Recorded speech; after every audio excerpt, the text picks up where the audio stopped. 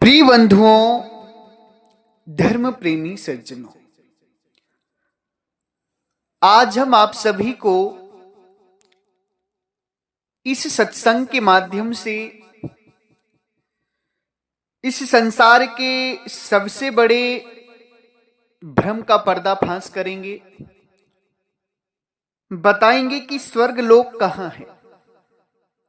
आज का जो सत्संग है वो स्वर्ग लोक के ऊपर है। आज स्वर्ग लोक पर विचार होगा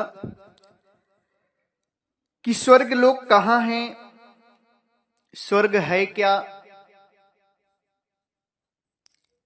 सज्जनों, स्वर्ग के ऊपर बहुत से लोगों का विश्वास है कि स्वर्ग लोक आकाश में है।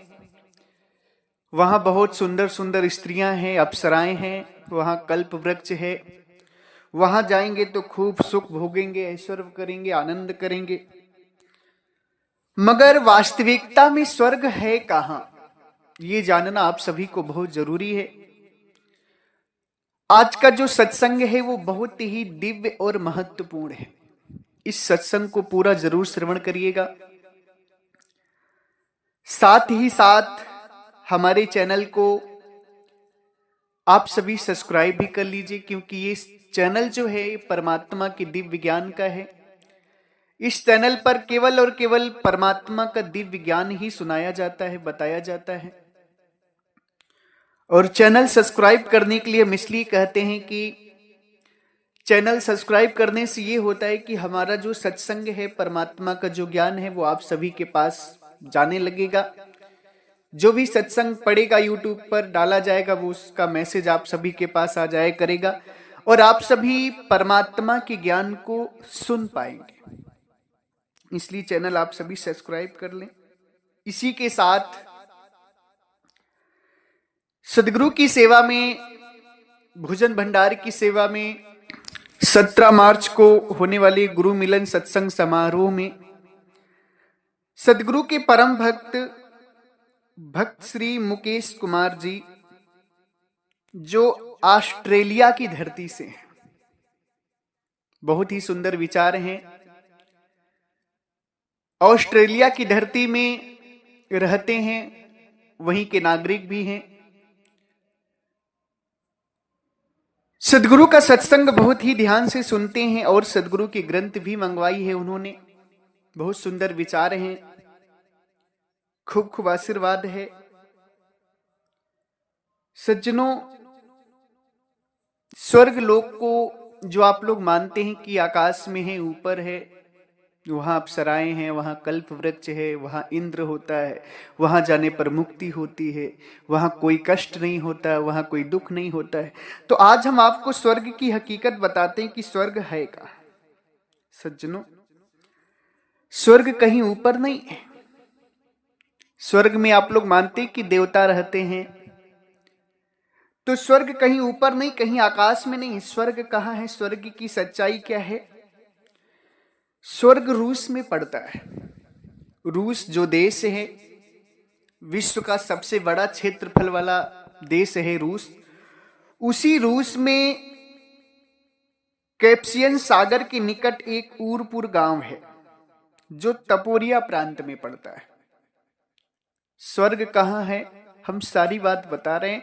बस आप सभी को क्या करना है कि सत्संग को पूरा श्रवण करना है, तभी आप जान पाएंगे। पूरा प्रमाण के सहित बताएंगे हम आपको। रूस में कैस्पियन सागर के निकट एक उरपुर गांव है जो तपोरिया प्रांत में पड़ता है। ईरान के लोग, ईरान के निवासी उसे पैराडाइज या स्वर्ग कहते हैं। बंधुओं, उसी उरपुर गांव की उर्वशी थी, उसी उरपुर गांव की उर्वशी थी, जिनके पुत्र अगस्त ऋषि और वशिष्ठ थे। जो अगस्त ऋषि और वशिष्ठ जी की मां थी, जिनका नाम उर्वशी था, वो उसी उरपुर गांव की थी जो रूस में कैस्पियन सागर के निकट है। सज्जनों, उस गांव की जो खासियत थी, वहां की खासियत क्या थी कि वहां की जो स्त्रियां हुआ करती थी, वहां की जो स्त्रियां हुआ करती थीं, वो सुंदर बहुत होती थी। उनकी सुंदरता जो थी, उनकी सुंदरता का राज था, वहां लाल गुराई होती थी, लाल टाइप की होती थी, वहां की स्त्रियां बहुत सुंदर होती थी। और सबसे बड़ी बात थी कि उन स्त्रियों का विवाह नहीं होता था, उनकी शादी नहीं होती थी। जो वहां का राजा हुआ करता था, वो जितनी भी उस गांव की स्त्रियां थी ना, सब उस राजा के सुख के लिए होती थी, उनका विवाह नहीं होता था, वो राजा के लिए ही उनका जन्म जीवन होता था। सज्जनों, उसी कैस्पियन सागर के निकट जब आप आएंगे, उसी कैस्पियन सागर के तट से लेकर के जॉर्जिया, अजरबैजान, थिलीसी, आर्मेनिया, ये सब देश उस समय देवलोक में आते थे। वही देवलोक जो आर्मेनिया, अजरबैजान, जॉर्जिया, थिलीसी आप लोग देख रहे हैं ना, ये जो देश हैं आज देश बन गए, ये उस समय देवलोक में आते थे। उसी को बैकुंठ धाम भी कहा जाता था, उसी को बैकुंठ धाम भी कहा जाता था। उसी कैस्पियन सागर के निकट हिरण्यपुर गांव था, जहां पर सोने की खान दैत्यों के राजा हिरण्यकश्यप को मिली थी। जहां पर उसी कैस्पियन सागर के तट पर हिरण्यपुर गांव है, जहां पर सोने की खान दैत्यों के राजा हिरण्यकश्यप को मिली थी। हिरण्यकश्यप जो थे वो दैत्य धर्म के राजा थे। तो जब हिरण्यकश्यप को सोने की खान मिली, तो हिरण्यकश्यप ने क्या किया कि सोने की खान पर कब्जा कर लिया। सोने की खान पर कब्जा कर लिया तो जो देवताओं के नेता थे, यानी देवताओं के जो नेता थे, जिन्हें विष्णु जी कहा जाता है, देवताओं के नेता जो विष्णु थे, उन्होंने ये कहा हिरण्यकश्यप से कि आप हमारे बड़े भाई हैं, आप हमारी बड़ी माता के पुत्र हैं, बड़े पुत्र हैं, तो आपका दायित्व बनता है कि आधी सोने की खान हमें दे। हिरण्यकश्यप कहते हैं कि नहीं, हम आपको आधी सोने की खान नहीं देंगे, क्योंकि इन लोगों में बनती नहीं थी, देव और दैत्यों में आपस में बनती नहीं थी, जबकि थे एक ही पिता की संतान। राजा दक्ष ने कश्यप ऋषि को जो 13 कन्याएं दी थी, उनमें से सबसे बड़ी थी दिति, उसके बाद अदिति, फिर धनु। दिति के जो पुत्र हुए वो दैत्य का है, जैसे हिरण्यकश्यप थे, हिरण्याक्ष थे, उसमें कई सारे थे। और जो छोटी थी जिनका नाम था दिति, उनसे जो है अदिति जो थी, उनके 12 पुत्र हुए, जिनमें सबसे बड़े थे वरुण, जिन्हें ब्रह्मा कहा जाता है, और सबसे छोटे थे सूर्य, जिन्हें विष्णु कहा जाता है। और धनु के जो थे वो 8 पुत्र हुए थे, जिनमें संभर, शंकर, एक चक्र, महाबाहु, तारक, बृहस्पति, पुलोमा आदि जो थे वो धनु के पुत्र थे। तो इनके जो पिता थे वो एक ही थे, जिनका नाम था कश्यप ऋषि। कश्यप ऋषि से ही दैत्य भी हुए, कश्यप ऋषि की संतान देव भी थे, कश्यप ऋषि की संतान दैत्य भी थे, कश्यप ऋषि की संतान दानव भी थे। पिता तीनों लोगों के एक थे, मगर जो माता थी वो अलग अलग थी। माता जो थी दैत्यों की अलग थी, दिति दैत्यों की माता थी, अदिति जो थी देवों की माता थी, और धनु जो थी दानवों की माता थी। इनका ननिहाल भी एक ही था, इनके पिता भी एक ही थे, बस माता जो थी वो अलग अलग थी, जिसके कारण देव दैत्य दानों में आपस में बनती नहीं थी, झगड़ा बहुत होते थे। जो बड़ी मां के पुत्र थे, दिति के जो पुत्र थे हिरण्यकश्यप वगैरह, ये अपने अलग विचार चलाते थे, और अदिति के जो पुत्र थे, जो देव थे 12 पुत्र, ये अपने अलग विचार चलाते थे। धनु के जो 8 पुत्र थे, ये अपने अलग विचार चलाते थे।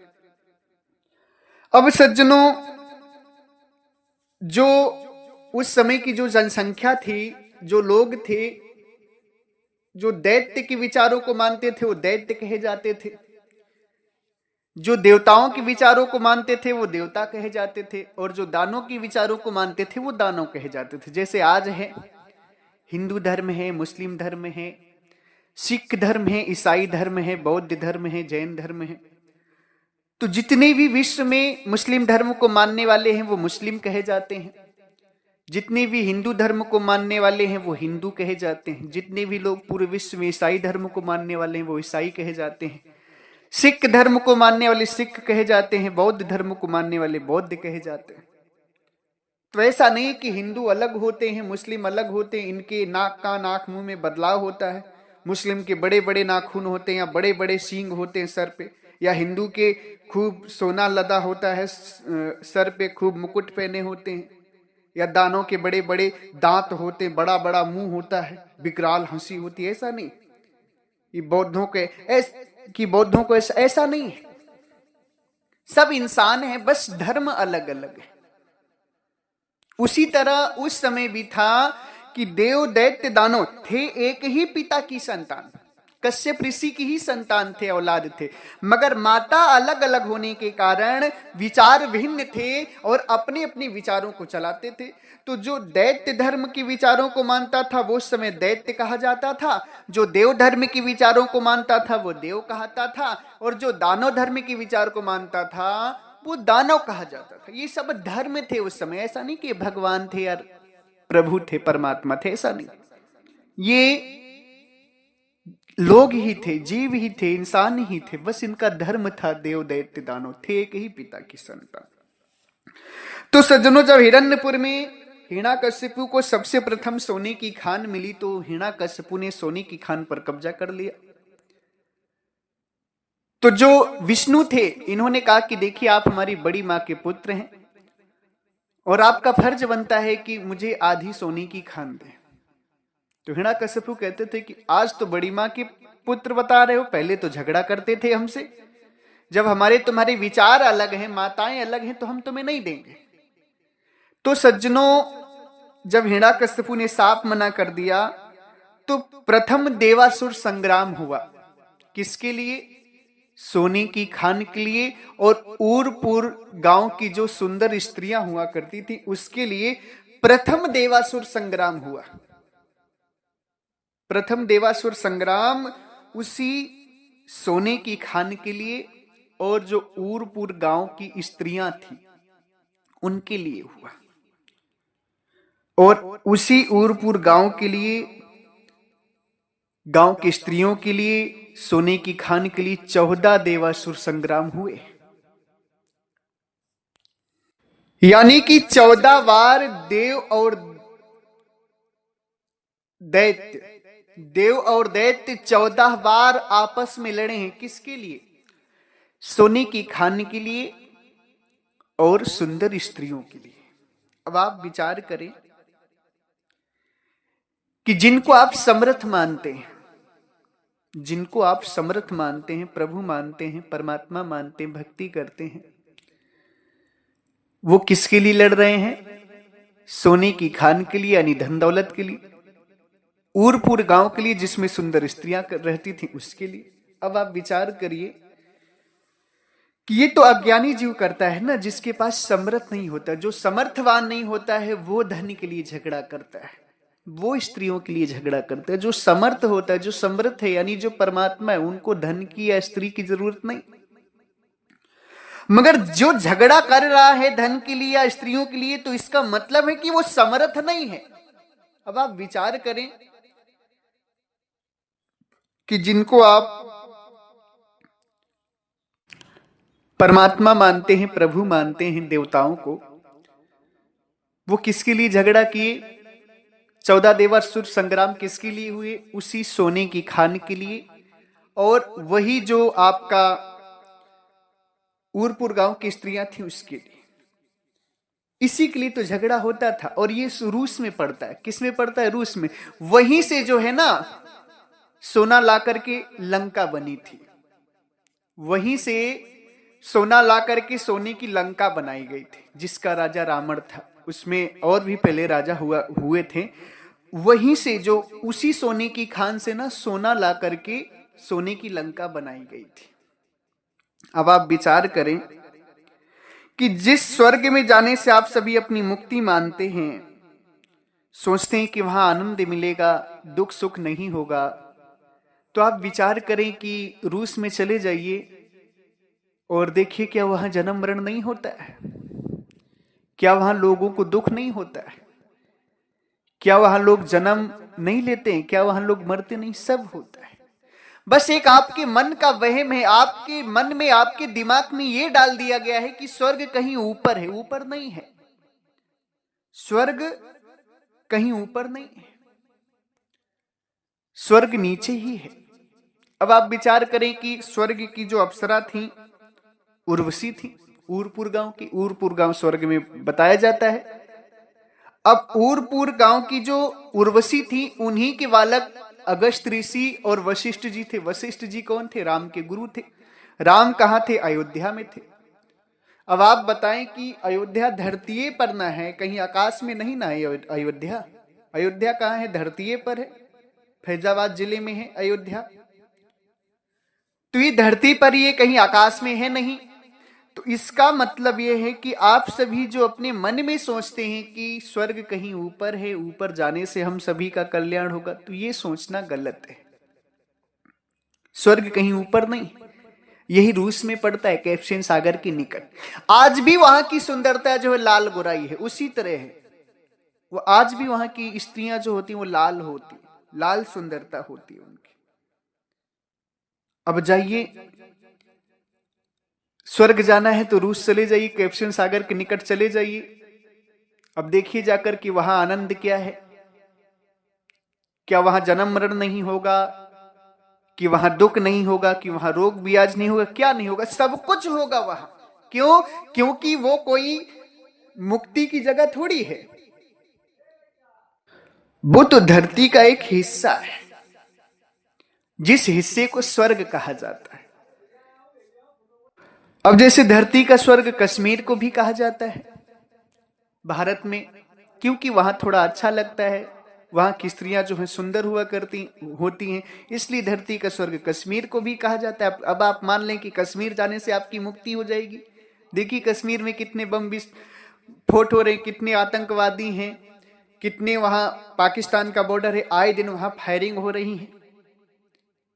तो सज्जनों, सुंदरता को भी कभी कभी स्वर्ग कह दिया जाता है कि स्वर्ग जैसा लग रहा है। तो वहां की जो सुंदरता थी ना, कैस्पियन सागर के निकट टूरपुर गांव की, उस सुंदरता को लेकर और सोने की खान को लेकर वो जगह चर्चित थी।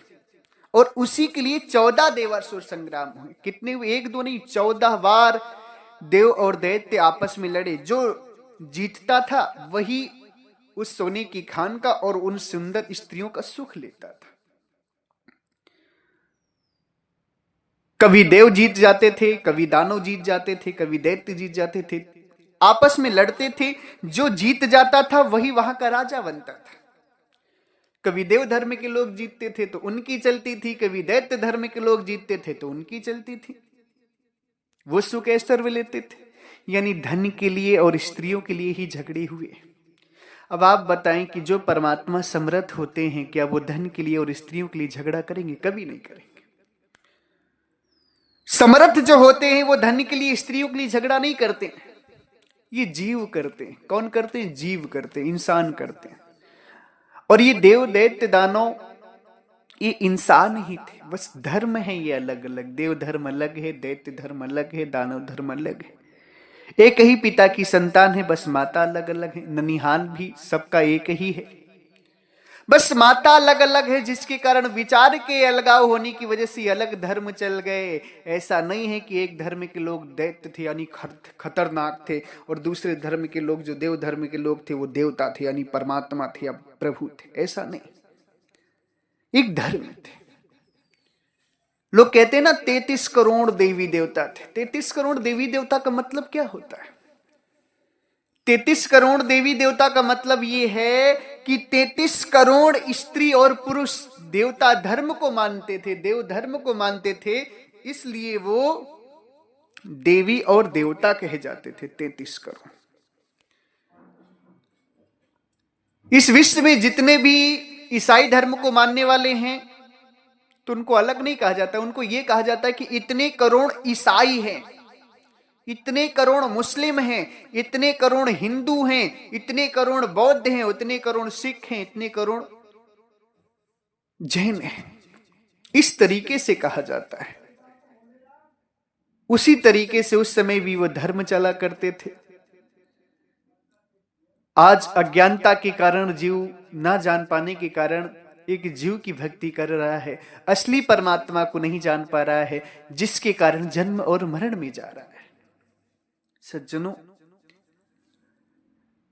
आप सभी विचार करें, मनुष्य जीवन बड़ा अनमोल है। जीव की भक्ति करेंगे, जीव की पूजा करेंगे तो आप मुक्त नहीं हो पाएंगे। परमात्मा का भजन करें, परमात्मा की आरती करें, परमात्मा की पूजा करें, परमात्मा की भक्ति करें, तब आपका कल्याण होगा। और इस संसार में असली परमात्मा केवल और केवल सदगुरु कबीर साहब हैं। सदगुरु कबीर साहब के विचारों से ही भक्ति भजन करने वाला मोक्ष पा सकता है, मुक्ति पा सकता है। इसलिए असली परमात्मा को जाने और भजन करके अपने जीवन को भवसागर से बचाएं, 84 से बचाएं। इसी के साथ हम अपनी वाणी को विराम देते हैं। अगर हमारी वाणी वचनों से, शब्दों से आप सभी किसी भी श्रोतागणों को, संत महापुरुषों को, भक्त हंस जनों को, देव धर्म के मानने वाले लोगों को कष्ट लगा हो या दुख लगा हो, तो हम आप सभी के चरणों में सिर रख करके क्षमा प्रार्थी हैं। आप मेरी बातों को दुख मत मानिएगा। ऐसा नहीं है कि हम किसी देव धर्म का विरोध कर रहे हैं। इस संसार में तरह तरह के लोग हैं। कुछ लोग ऐसे हैं कि जो सदगुरु कबीर साहब की भक्ति के हैं, सदगुरु कबीर साहब के रेंज के हैं, मगर पाखंड में फंसे हैं। तो उनके लिए हमारा ये सत्संग है कि वो जब सत्संग को सुनेंगे तो चेत जाएंगे। हालांकि ऐसा नहीं है कि इस सत्संग को सुनने के बाद सभी लोग स्वर्ग मानना बंद कर देंगे या देवताओं की भक्ति बंद कर देंगे। जो क्लास है भक्ति की वो चलेंगे ही चलेंगे। इसलिए आप सभी, कोई भी देव धर्म के मानने वाले लोग ये दुखी ना हो कि ये बाबा जी सत्संग सुनाकर हमारे धर्म को ही बिगाड़ रहे हैं। देखिए, कोई भी धर्म बिगड़ता नहीं है। धर्म को मानने वाले लोग रहते हैं। आप कितना भी उस धर्म के प्रति बता दें, मगर जो उसी लेवल का है, जो उसी क्लास का है, वो वही भक्ति करेगा ही करेगा। जो ऊंचे लेवल के होते हैं वो ऊपर उठते हैं और दूसरी भक्ति पकड़ते हैं। तो ये जो सत्संग है वो मैं अपने लोगों को सुना रहा हूं जो हमारी बात को समझ सकते हैं। अगर किसी को हमारी बात समझ में नहीं आती है, हमारी बात अच्छी नहीं लगती है, तो मैं उनको ये सत्संग नहीं सुना रहा हूं। वो मेरी बातों को सुनकर बुरा ना माने, दुखी ना हो। अगर उनके हृदय में ठेस लगती है तो पुनः मैं उनके चरणों में सिर रख करके क्षमा प्रार्थी हूं। मुझे क्षमा करेंगे। मेरी आपसे कोई दुश्मनी नहीं है, मेरा आपसे कोई विरोध नहीं है। बस मैं अपने लोगों को सत्संग सुना रहा हूं कि मेरे लोग जो हैं वो सुन करके समझें और सत्य भक्ति पकड़ें, जिससे अपने जीवन का कल्याण कर पाए। उनकी भक्ति निर्मल हो, उनकी भक्ति में खोट ना आए। मैं इसलिए उनके भ्रम का निवारण कर रहा हूं। तो आप सभी हमारी बातों को समझने की कोशिश करिएगा। इसी के साथ हमारे आश्रम से 5 ग्रंथ प्रकाशित हैं, जिनमें हर चीज का वर्णन किया गया है। परमात्मा सदगुरु कबीर साहब के पूरे ज्ञान का वर्णन है, उसमें पूरा भेद है सदगुरु कबीर साहब का। सदगुरु कबीर साहब के असली बीजक ग्रंथ है, साखी ग्रंथ है। बीजक और साखी ग्रंथ को समझने के लिए भी हमने 3 किताबें और लिखी। टोटल 5 ग्रंथ हैं। आप सभी जिन भी भक्त हंस जनों को वो ग्रंथ चाहिए तो आप सभी हमसे संपर्क कर सकते हैं। हमारे चैनल में जाकर आप सभी को नंबर मिल सकता है, उसमें आप सभी हमसे संपर्क करें। आपको सस्ते दामों में कोरियर के द्वारा, पोस्ट ऑफिस के द्वारा वो ग्रंथें भेज दी जाएंगी। इसी के साथ एक बार प्रेम से बोलिए, सर्वव्यापक सर्वपूजनी परम पिता परमात्मा सदगुरु बंदी छोर कबीर साहिब को साहेब बंदगी साहेब।